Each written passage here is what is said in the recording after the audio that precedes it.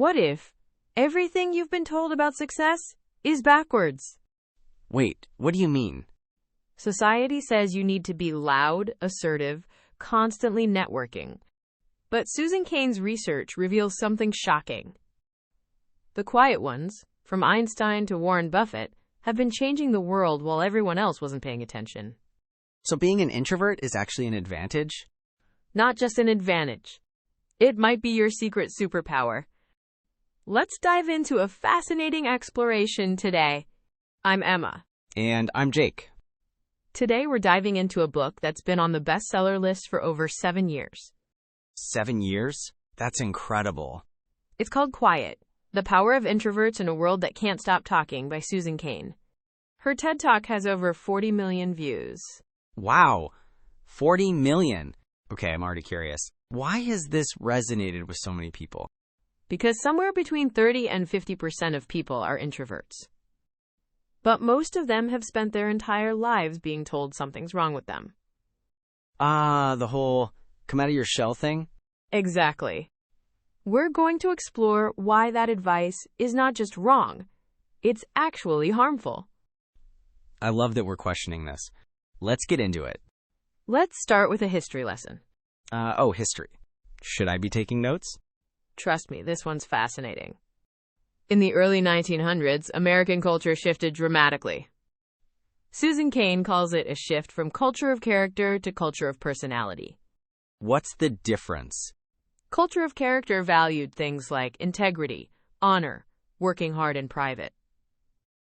Think Abraham Lincoln reading by candlelight. But culture of personality is all about how you're perceived. Are you magnetic? Charismatic? Can you command a room? So that's when being loud became the standard? Exactly. And it has no scientific basis.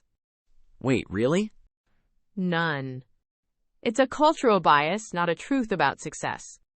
Schools designed open classrooms where kids work in groups all day. Workplaces adopted open offices and constant brainstorming sessions. All of this was built for extroverts. And introverts just had to adapt? Or are burnout trying. That explains why so many people feel drained at work. Right. We designed an entire society around one personality type. Here's the thing most people get wrong. Introversion is not the same as shyness or social anxiety. Oh, I definitely thought they were the same. I always assumed introverts were just afraid of social situations. No, it's about how your nervous system responds to stimulation. Introverts' brains are more sensitive to dopamine. The feel-good chemical? Yes. But here's the twist. Because introverts are so sensitive to it, they get overstimulated faster. So they need less external input to feel engaged? Exactly. Extroverts need more stimulation to hit that sweet spot. They thrive in high-energy environments. And introverts recharge in solitude? Right. It's not about being antisocial. It's about having a different optimal operating condition. That makes so much sense. I've always wondered why some people love networking events and others find them draining. Like, I have a friend who gets energized by crowds and another who needs to disappear after an hour. Perfect example. It's literally wired into your brain. Neither is better or worse. They're just different. So why does society act like extroversion is superior? Because we confused correlation with causation. We saw successful people who were outgoing and assumed that's why they were successful. But there are plenty of successful introverts too? Absolutely. Some of the most influential people in history were introverts. We'll talk about them next. Let's talk about creativity. Okay, I'm listening.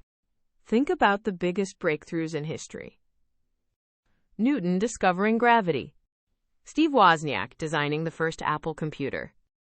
J.K. Rowling writing Harry Potter. All solo work? Exactly. Susan Cain points out that almost every major innovation came from someone working alone. But what about brainstorming? Don't we always hear that collaboration breeds creativity? Here's the uncomfortable truth. Research shows that group brainstorming produces fewer and lower quality ideas than individuals working alone. Wait, seriously? Seriously. In groups, people conform. They hold back weird ideas because they're worried about being judged. They get distracted by social dynamics. So the best ideas come from quiet thinking? Often, yes. Think about when you get your best ideas. Honestly, it's usually in the shower or on a walk. Exactly. Not in a conference room with 10 people shouting suggestions. Okay, so why are open offices everywhere? Because they're cheaper and they look collaborative. Oh, like Google's office design? Exactly. But anyway, they're terrible for deep work. I feel this so much. I can't focus when people are constantly walking by or having loud phone calls. That's your brain telling you it needs solitude to do its best work. And introverts' natural preference for quiet, focused time is perfectly suited for creative problem solving. So introverts aren't avoiding people, they're optimizing for deep thinking? Exactly right. But workplaces are designed to make that nearly impossible. That's frustrating. It is. And it's hurting everyone, not just introverts. Now let's tackle a big myth about leadership. That leaders have to be loud and charismatic? Bingo. But some of the most effective leaders in history were introverts. Like who? Warren Buffett, Bill Gates, Eleanor Roosevelt, Rosa Parks. Rosa Parks was an introvert? I never knew that. Yes. And her quiet strength became iconic. She didn't need to shout to change the world. So what makes introverted leaders effective? They listen more than they speak. They think before they act. And here's the big one. They let talented people run with their ideas instead of dominating every conversation. That sounds like the opposite of the stereotypical CEO. You know, the ones who talk over everyone in meetings. Right. But studies show that introverted leaders often get better results, especially with proactive teams. Why is that? Because they don't need to be the center of attention. They empower others. When employees feel heard, they bring their best ideas forward. So it's less about commanding the room and more about creating space for others? Exactly. Susan Cain calls it soft power. I like that term. It feels more sustainable too. In a world of loud voices, quiet authority stands out. That's powerful. But what if you're an introvert stuck in an extrovert-dominated workplace? Like, how do you even survive that? Great question. That's what we'll cover next. This is where Susan Cain's advice gets really practical. Okay, I'm ready. She introduces something called the restorative niche. What's that? It's a time or place where you can recharge. Think of it as strategic energy management. So you're not trying to change who you are. No, you're just being smart about your limits. You can act extroverted when needed, public speaking, networking, leading meetings. But only if you schedule recovery time? Exactly. For example, if you have a big presentation at 2 p.m., block off the next hour for quiet time. Close your office door or find an empty conference room. That sounds so simple. Why don't more people do this? Because they feel guilty about needing alone time. They think it makes them weak or antisocial. But it's actually the opposite? Right. It's being authentic about your needs so you can perform at your best. Okay, so how do I create a restorative niche in a busy office? Find a quiet room for lunch instead of eating with everyone. Take a walk outside during breaks. Use headphones to signal you're in focus mode. Book a conference room for solo work if you need it. Those are all things I could start tomorrow. Exactly. And here's the key. Don't apologize for it. You're not being difficult. You're optimizing your performance. I love that reframe. It takes the guilt away. And when you're recharged, you bring your best self to interactions.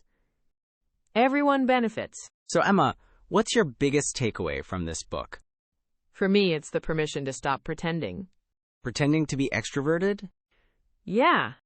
I spent years forcing myself to network constantly, attend every event, say yes to every meeting. And it didn't work? It worked, but I was exhausted. I'd come home from conferences and need 2 days to recover.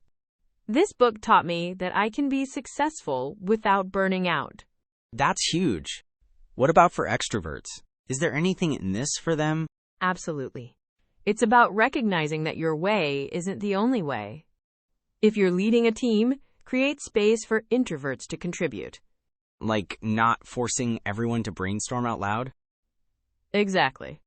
Give people time to think before the meeting. Share the agenda ahead of time. You'll get better ideas from everyone. This feels like a game changer for team dynamics. It really is. When you respect different working styles, everyone performs better. All right, everyone, let's wrap this up. If you're an introvert, you don't need to fix yourself. Your quiet strength is an asset, not a weakness. And if you're an extrovert, make space for the quiet ones. They might just change the world. If you want more insights on psychology and self-development, subscribe to the podcast. Thanks for listening, everyone. Thanks for being here.